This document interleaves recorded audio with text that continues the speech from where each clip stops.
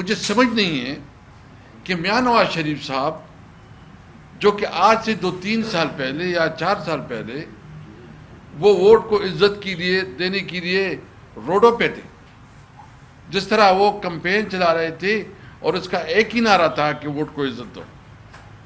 میاں صاحب وہ ووٹ کو عزت کہاں گیا؟ 8 فروری کو آپ کو اصولی فیصلہ کرنا چاہیے تھا، آپ کو اس حکومت کا حصہ نہیں بننا چاہیے تھا۔ پھر لوگ یہ سمجھتے کہ ہاں میاں نواز شریف جو ہے نا کم از کم اصولی سیاستدان ہے۔ یہ اس قسم کے اقتدار کو آپ نے کیا کرنا ہے جو آپ کو منت و ترلوں کی اور پاؤں پڑنے کی بنیاد پہ جو نا آپ کو اقتدار ملی ہے؟ آپ کے پاس کوئی اختیار نہیں ہے کہ آپ کوئی فیصلہ کر سکے بغیر پوچھ کے۔